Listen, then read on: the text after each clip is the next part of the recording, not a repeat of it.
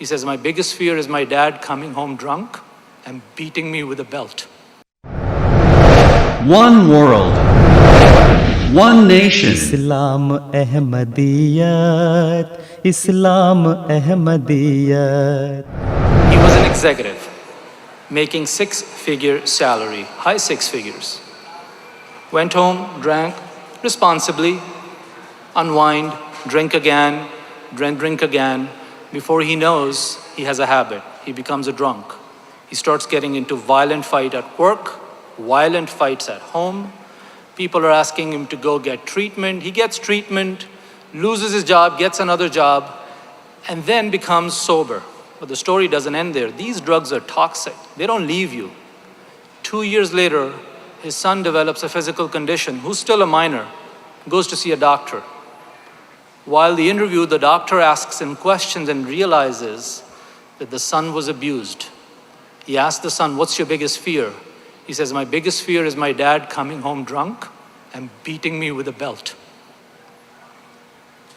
Next thing, police shows up on this executive's door. They take him away from his family. He loses his professional license. And why do I know? Because during this process, he had a sore on his leg that he could not tend to. And ultimately, he came to the hospital, lost his leg. This is not the new norm. This bridge is killing us. It's destroying societies.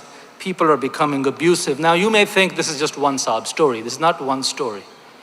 Last year, just in my homeland, America, 80,000 Americans died because of alcohol. That's, put in perspective, that's more American deaths in 1 year as compared to what Vietnam War did to us in 20 years. We lost 58,000 Americans in 20 years in a war. Here in Canada, 5,000 people died just because of alcohol-related issues. 5,000. We have not lost that many Canadians and Americans to terrorism, including 9/11, since 9/11. That's the magnitude every year. And this is what you see on the surface. The danger of this bridge is it's secretive. The amount of families that are being wrecked, the children that are being beaten with belts, the wives that are being abused, the STDs that people are getting, the bankruptcies that are being filed, the DUIs that people are, you can go on and on. Similarly, the issues with marijuana. Marijuana is safe. They tell us it's legal. Just because something is legal doesn't mean it's safe. Alcohol is also legal.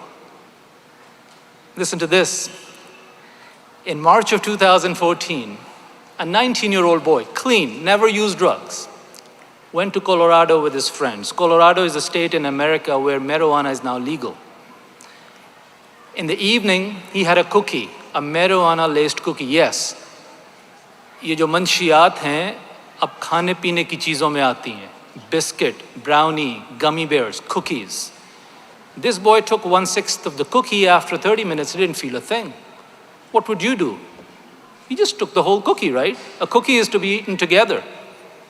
He went to sleep. 6 hours later, when he woke up, he was sweating. He was shivering.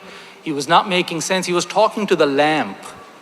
His friends would hold him down and he wouldn't stop. He started screaming, hallucinated, ran out of the hotel door in a Holiday Inn, jumped from the 4th floor and died because of multiple trauma. They tell us marijuana is safe. When they did an autopsy, they did not find any other drugs in his system but marijuana. Once again, you may think, one story, what do I care? It's not one story. Statistics show 10% of the people who use marijuana will become addicted. They'll get withdrawal. That's not safe. Come on, you guys are all becoming very serious. Aloo keema is safe. You don't get a withdrawal. Marijuana is not safe. You can't say that. Who says it's safe? It causes short-term, long-term memory loss. People get psychosis, pagalpan. It can precipitate schizophrenia. Your heart rate doubles. You can get a heart attack. People have died of heart attacks after using marijuana. At least 20% of the people who drink, at least 10% of the people who smoke marijuana, they'll become addicts. Think of a bridge that shows you the most beautiful sunsets. And if somebody told you you have a 20% chance of falling off of this bridge, how likely you are to go see that sunset? Those are the odds. This is temporary fun with permanent consequences, my friends. But 70 to 80% of our society is on the bridge. Our teens, our students, our professionals, our girls, they feel the pressure. They feel I need to fit in. How will I be a Canadian? As far as I know, the Charter of Rights and Freedom does not require you to be a drunk to be a Canadian. Work hard, be loyal, do scientific advancements, build better bridges. That's how you become a Canadian. But there's an amazing amount of confusion on the bridge. See, what would you do? You live in a society that is obsessed with safety. Really, think about it. You go into a construction area, you wear a safety hat. You get into a car, you wear a seat belt, safety belt. You go into a house, you're a safety alarm. You go to work, there's a safety manual. It's to the extent we have safety pins. And yet, in that same society, thousands of people are dying of drugs. We call it legal. It's crazy. When you really think about it, the same parents who would never let the child out of that seat belt during their childhood years will let that 14-year-old go have a drink. That's when it starts, 14 years. The same society that disapproves cousin marriages, alleging that it's risky for health, will allow alcohol, a substance that kills 3 million people in the world every year. That's more deaths than lung cancer and AIDS combined. The same politicians who will condemn domestic violence will tell you their favorite drink in the next breath. The favorite alcohol brand, alcohol, that is at the heart of domestic violence. And then our youth, of course, they get enticed. The bridge looks very attractive. You'll have an experience. So our youth say, let me try it. The biggest problem with the bridge, a lot of people don't know it leads to City of Despair until they end up there.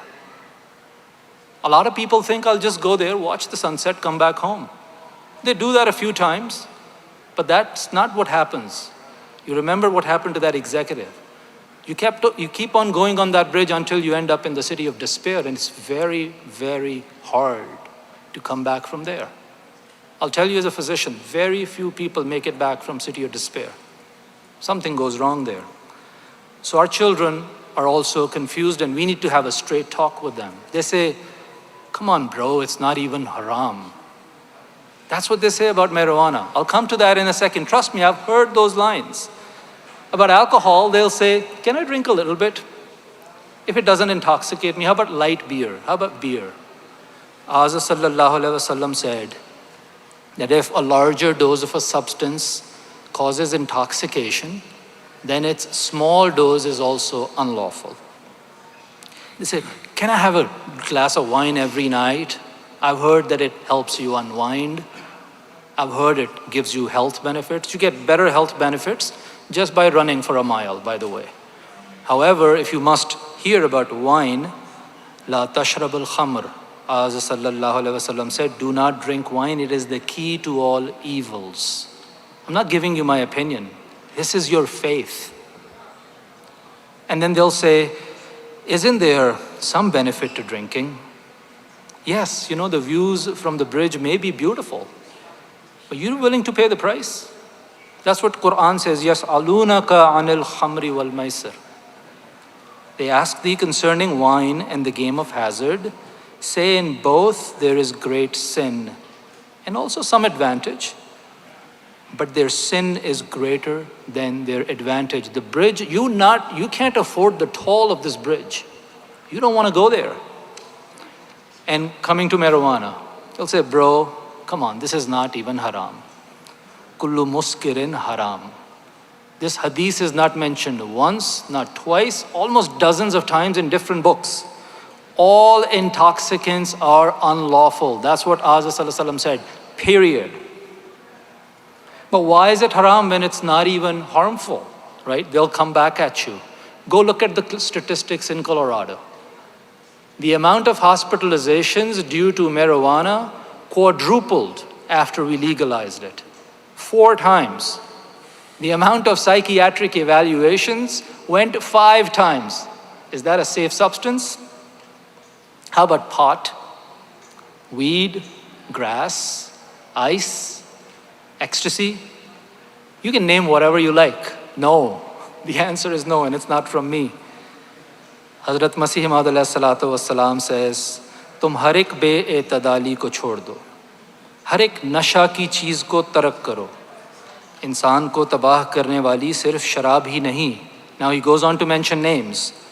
बल्कि अफ्यून, गांजा, चरस, भंग, ताड़ी और हर एक नशा जो हमेशा के लिए आदत कर लिया जाता है वो दिमाग को ख़राब करता है और आखिर हलाक करता है. Hazur says, abstain from every type of intoxicant. It is not alcohol alone that ruins a person. Opium, ganja, charas, bhang, tadi, and all other addictions are similarly destructive. They ruin the minds and they destroy lives. You mean not even hookah or shisha? Someone may be thinking, yes, not even hookah or shisha. That is the beauty of having Khalifatul Masih. In January of 2014, Hazur mentioned it in his sermon.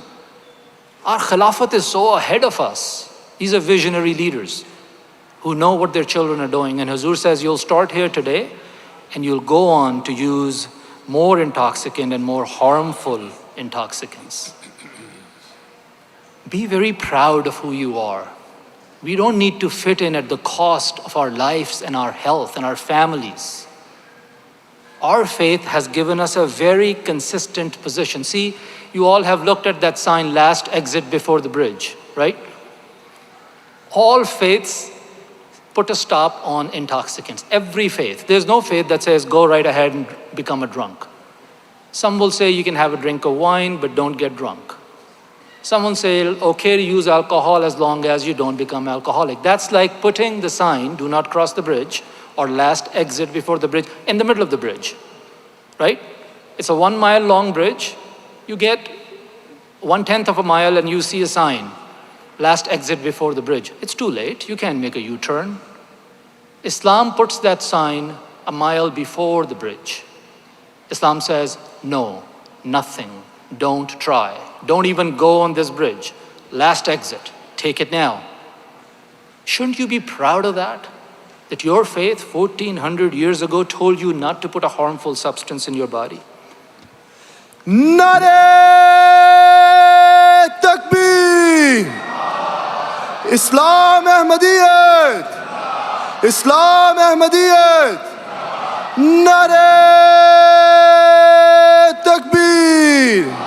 Now I'm fully aware, trust me, I'm fully aware of the legal battles. I'm fully aware of what goes on in the media, what the politicians talk about, the discussions about legalizing marijuana. They say, how can you not legalize marijuana when alcohol is legal? Fair point. That's a fair point, but that's not your burden. That's not my burden. That's not Islam's burden. Islam says both are unlawful, both are harmful. Your faith has an extremely consistent position. You don't need to change your position. And if you don't have that consistent position, where will you draw the line? Today it's alcohol, tomorrow it'll be marijuana, third day it'll be, hey, he's doing crack cocaine at home, he's not hurting anybody. Why not, right? It's free world. So we'll see how that game gets played out, but we are not politicians. We are people of faith. We follow a Khalifa. We are a family. We live in the city of hope. We don't want our children going on that bridge. We don't want our children having to live in the city of despair. I've seen people who live there. Trust me, you don't want to go there. The biggest problem with city of despair, nobody cares. All those friends who give you the joint today, who say, okay, you don't have the money, I'll give it to you for free. This one's on me. When you go down, you're alone. There's no Facebook. There is no one for you. I've never, and I want to emphasize the word and never, I'm standing at the blessed stage of Hazrat Khalifatul Masih, Hazrat Masih Maud alayhi salatu wassalam. I've never seen a drug addict surrounded by his friends in a hospital room. The other doctors sitting, I can see here, you can talk to them later on. They'll all tell you. We've seen patients who are drug addicts, who come when they're dying, but they're not surrounded by their friends in the hospital. Even the society doesn't care. Even the doctors and nurses, they say he's a train wreck. These are the words people use. These guys are dying of pain because they're getting withdrawal, and the nurses are saying he's a drug seeker. We're not going to give him any more pain medications. You don't want to go there. So what should we do? We want to live in this beautiful city, the city of hope. We don't want to put a substance in our body that makes us lose our minds. Isn't that the difference between a human and an animal? Allah has given the faculty of thinking, reasoning, making a good choice to humans. Animals don't have that thinking. And remember, in the city of despair, people can't make good choices. So why would you want to put a substance just to fit in, just to look cool, just because others are on the bridge? Just think about it. Our religion, our faith is so beautiful that it doesn't scare people, it doesn't talk of punishments, it empowers you. I'll tell you a story. The solution to alcohol also comes from the faith. A man came to Ahaz sallallahu alaihi wasallam, our master prophet. He said, "O Prophet of Allah, I have 3 vices, but I don't have the capacity to give up all 3. I'm a liar, I'm a fornicator, and I drink. I'm a drunk. What do I do? If you were to tell me one, which one should I give up?" How many of you think Rasulullah sallallahu alaihi wasallam said give up alcohol? Raise your hands. See, that was a trap. No, I'm just joking. Just joking. You're all my family. It's okay. I'm enjoying this time with you. Rasulullah sallallahu alaihi wasallam said, give up lying. The man said, came after some time, he said, "O Prophet of Allah, I've been able to give up all 3. Because when I was about to fornicate or when I was about to drink, I thought, what if the Prophet of Allah asks me about it and I will not be able to lie? So I did not go near that." So just by that one advice, he was able to get rid of all his vices. My dear brothers, my dear sisters, we need to be true to ourselves. We need to stop lying. And trust me, if after this talk people said, "Oh, this was a great talk for the youth," then you missed the whole point. This is not just for the youth. This is for all of us. We all live, so remember City of Hope? Families live there. People are together. We're all together. It's not us versus them. So our Khalifa, our Imam has given us messages. We just don't pick up on those messages. It's time for us to go over those messages again. What should we do? As a society, we need to stop lying to ourselves. You know, when you take the bridge from Prince Edward Island to mainland Canada, you give $46 toll. And the politicians and the Canadians and the public is up in arms. They think it's too much toll. The same society, your children are falling off from bridges. What's the cost of a Canadian child? Let's be true to ourselves. Forget about pandering, forget about politics, forget about re-election for a second. I say this with respect. I'm not saying this to impose our values on you. I'm saying it because we care. Isn't that the golden rule? We are saying, do what we know is good for you. But again, Islam doesn't enforce, Islam empowers. Parents, let's be honest to ourselves. Let's stop lying to ourselves. हमारा बच्चा शराब नहीं P सकता कभी भी. मेरी बेटी तो पॉट के करीब भी ना जाए. My son can never do this. Who gave us that guarantee? You know, we need to be very truthful. We live in a place where these mistakes happen. Our children use drugs not because they're bad, because they're human. The bridge is enticing. They go to schools, colleges. We need to accept the truth. And when they come back to us seeking help, when they come back to us saying, "I'm sorry, I made a mistake," that's not the day to tell them, "Oh, tu saadi nak kata deti hai." That's not the time to tell them, "Oh, you messed up the family's name." What happened to us? Summa kana min allazina amanu وَتَوَاصَوْا بِالصَّبْرِ وَتَوَاصَوْا بِالْمَرْحَمَةِ. Isn't that what Islam says? Exhort one another to mercy. These are our children. They need your mercy. When they come back seeking forgiveness, they need your love, they need your help. And relatives, these are messages for us, how we all can give up lying, how we all can be truthful to ourselves. Relatives, please, it's very easy and fun to gossip when it's someone else's child.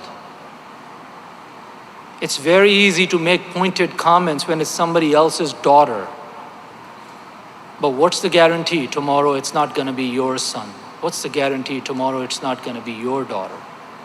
وَيْلُلِّ كُلِّ هُمَزَةٍ لُمَزَةٍ. Isn't that what Quran says? Woe to every slanderer and backbiter.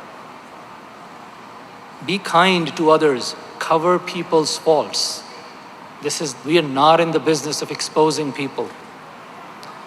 And people like myself who are blessed to serve this Jamaat as office holders, I say this with utmost respect, but we also need to be true to ourselves. We sometimes become very harsh. We become judgy. We want to fix the problem. We want to ban people. We're not in the business of banning people. We're not in the business of cutting our children away from us. The founder of this holy community, Hazrat Masih Maud alayhi salatu wassalam, Hazur says, अगर किसी ने एक बार मेरे साथ अहदे दोस्ती बांधा हो, एक बार, तो मुझे उसकी इस कदर रियायत होती है कि अगर उसने शराब पी हुई हो तो भी मैं बिला खौफ लोमता लायम उसे उठा लाऊंगा. एक बार अहदे दोस्ती, forget about अहदे दोस्ती. These are your children. These are the part and extension of our body. These are the members of this blessed Jamaat. Hazur says, if someone has tied a knot of friendship with me even once, I have such regard for it that even if he has drank alcohol, I would help him without the fear of any critic. Our success, my dear brothers and sisters, lies in following Islam. Trust me, don't do that nara. I'm telling you, don't do that nara. Don't release that energy. You need to internalize this energy. You need to think about what you can do in this war against drugs. Sometimes when we do these naras, we just diffuse the responsibility. Don't do it. Our khulafa have told us this is a time to take the burden that we have been given. Islam has won wars. There are non-Muslim historians who write that some of the earlier Muslim wars, when we were up against an army 3, 5, 7 times larger, some historians allege that Muslims used to win because those armies were drunk in the morning and Muslim armies were sober. Without going into whether that's true or not, we can win this war again today. And we must win this war because this is a distinction of Jamaat Ahmadiyya. We're not talking about these things because there is some epidemic out there. We're talking because this is our distinction. And how do we win this war? If there is a single person here who's ever gone on that bridge, and you know what I mean, now I gotta have a heart-to-heart talk with you in the end. Please be honest to yourself. These are not safe substances. These are not halal substances. Just because something is legal does not mean it is safe. And just because something is legal does not mean it is Islamic. Even if the country's law says it's legal, pork is legal, would you go and eat pork? Don't kid yourself, you know better. You're just hearing from me, you already knew these things. And remember, there's another bridge. Inna ilayna iyabahum. Unto us surely is their return. There is a day of reckoning. We have to cross that bridge as well to meet our Creator. Please, don't lie to yourself, don't lie to your parents. I know of fathers who have left their homes at 4 a.m. in 20 degrees, driving a cab, hiding from people, so you could go to school. You know what I'm talking about. There are mothers listening right now who are up every morning before you could get up to prepare your breakfast so you could go to school and kindergarten.